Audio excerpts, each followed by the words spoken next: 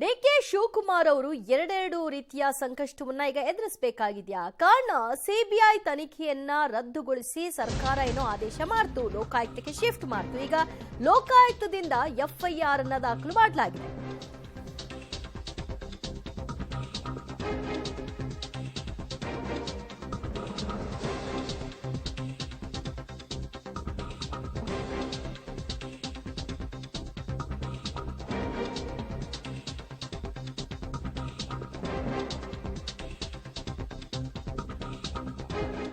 DCM DK Shivakumar ಅವರ ವಿರುದ್ಧ ಇದೀಗ ಎಫ್ಐಆರ್ ಒಂದು ದಾಖಲಾಗಿದೆ.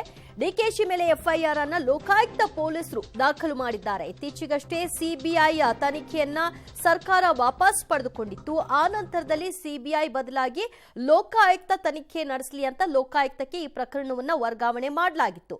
ಇದೀಗ ಡಿಕೆ ಶಿವಕುಮಾರ್ ಅವರ ಮೇಲೆ ಲೋಕಾಯುಕ್ತ ಪೊಲೀಸರು ಎಫ್ಐಆರ್ ಅನ್ನ ದಾಖಲು ಮಾಡೋ ಮೂಲಕವಾಗಿ ನೆಕ್ಸ್ಟ್ ತನಿಖೆಯನ್ನ ಕೈಗೆತ್ತಿಕೊಳ್ತಾ ಇದ್ದಾರೆ. ಒಂದ್ ಕಡೆ ಸಿಬಿಐ ನೋಟಿಸ್ ಕೊಟ್ಟಿದೆ, ಮಗದೊಂದು ಕಡೆಯಲ್ಲಿ ಲೋಕಾಯುಕ್ತ ಎಫ್ಐಆರ್ ಅನ್ನ ದಾಖಲು ಮಾಡಿದೆ.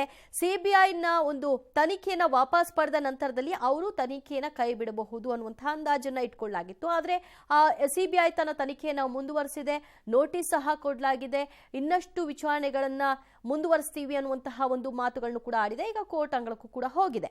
ಮತ್ತೊಂದು ಕಡೆ ಈಗ ಅಲ್ಲಿ ಲೋಕಾಯುಕ್ತ ಎಫ್ಐಆರ್ ಮತ್ತಷ್ಟು ಮಾಹಿತಿ ಕೊಡ್ತಾರೆ ನಮ್ಮ ಪ್ರತಿನಿಧಿ ಮುರಳೀಧರ್. ಮುರಳಿ, ಈಗ ಲೋಕಾಯುಕ್ತ ಎಫ್ಐಆರ್ ನಲ್ಲಿ ಏನು ಉಲ್ಲೇಖ ಆಗಿದೆ ಅಂದ್ರೆ ಡಿಕೆ ಶಿವಕುಮಾರ್ ಅವರು ಎರಡೆರಡು ತನಿಖೆಗಳನ್ನ ಈ ಮೂಲಕವಾಗಿ ಎದುರಿಸಬೇಕಾಗಿದೆ. ಇಲ್ಲ, ಖಂಡಿತವಾಗಿಯೂ ಇಲ್ಲ ದಿವ್ಯಾ. ಯಾಕಂದ್ರೆ ಸರ್ಕಾರ ಈಗಾಗಲೇ ಪೂರ್ವಾನುಮತಿ ಏನಿತ್ತು, ಪೂರ್ವಾನುಮತಿಯನ್ನ ವಾಪಸ್ ಪಡ್ಕೊಂಡಿದೆ. ಸಿಬಿಐ ಅಂದ್ರೆ ಸರ್ಕಾರದ ಮತ್ತು ಶಿವಕುಮಾರ್ ಅವರ ಪರ ವಾದ ಇರುವಂತದ್ದು ಏನಂದ್ರೆ ಸರ್ಕಾರದ ಪೂರ್ವಾನುಮತಿ ಸರಿಯಾಗಿರ್ಲಿಲ್ಲ, ಅದಕ್ಕೆ ಅದನ್ನ ವಾಪಸ್ಸನ್ನ ಪಡ್ಕೊಂಡಿದ್ವಿ. ಸಿಬಿಐಗೆ ತನಿಖೆ ಮಾಡ್ಲಿಕ್ಕೆ ಯಾವುದೇ ರೀತಿಯ ಅಧಿಕಾರಗಳಿಂದ ಸಿಬಿಐ ಈಗ ನಡೆಸ್ತಾ ಇರುವಂತಹ ದಾಖಲಾತಿಗಳೇನಿತ್ತು ಆ ದಾಖಲಾತಿಗಳನ್ನೆಲ್ಲ ಕೂಡ ಲೋಕಾಯುಕ್ತ ಪೊಲೀಸರಿಗೆ ಅದನ್ನ ಹ್ಯಾಂಡ್ ಓವರ್ ಮಾಡ್ಬೇಕು ಅಂತ ಹೇಳಿ ಡಿಕೆ ಶಿವಕುಮಾರ್ ಪರ ವಕೀಲರು ಮತ್ತು ಸರ್ಕಾರದ ಪರ ವಕೀಲರು ಒಂದು ವಾದವನ್ನ ಮಾಡ್ತಾ ಇರುವಂತದ್ದು. ಆದ್ರೆ ಏನು ಸರ್ಕಾರದ ಆದೇಶ ಏನಿತ್ತು ಅಂದ್ರೆ ಪೂರ್ವಾನುಮತಿಯನ್ನು ವಾಪಸ್ ಪಡ್ಕೊಂಡಿದೀವಿ ಅಂತ ಹೇಳಿ ಒಂದು ಆದೇಶ ಏನಿತ್ತು, ಆದೇಶವೇ ಸರಿ ಇಲ್ಲ ಅಂತ ಹೇಳಿ ಸಿಬಿಐ ಕೂಡ ಹೈಕೋರ್ಟ್ ನ ಮೆಟ್ಟಿಲೇರಿರುವಂತದ್ದು. ಅಂದ್ರೆ ಲೋಕಾಯುಕ್ತದವರು ಎಫ್ಐಆರ್ ಅನ್ನ ದಾಖಲು ಮಾಡಬಾರ್ದು ಮತ್ತು ಲೋಕಾಯುಕ್ತ ತನಿಖೆನ ಮಾಡ್ಲಿಕ್ಕೆ ಯಾವುದೇ ರೀತಿಯ ಅವಕಾಶಗಳಿಲ್ಲ.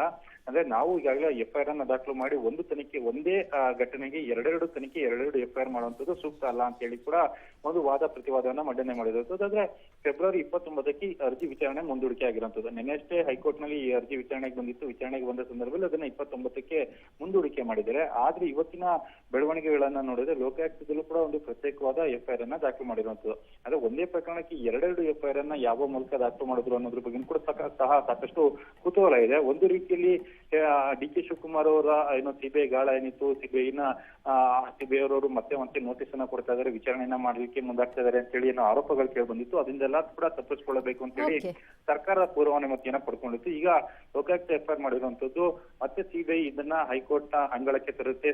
ಹೈಕೋರ್ಟ್ ಯಾವ ರೀತಿಯ ನಿರ್ದೇಶನವನ್ನು ಕೊಡುತ್ತೆ, ಜೊತೆಗೆ ಇದರಲ್ಲಿ ಏನೇನ್ ಡೆವಲಪ್ಮೆಂಟ್ ಆಗುತ್ತೆ ಅನ್ನೋದ್ರ ಬಗ್ಗೆ ಕೂಡ ಸಾಕಷ್ಟು ಕುತೂಹಲ ಮೂಡಿಸಿರುವಂತದ್ದು. ದಿವ್ಯಾ, ಥ್ಯಾಂಕ್ ಯು ಮುರಳಿ ನಿಮ್ಮೆಲ್ಲ ಮಾಹಿತಿಗೆ.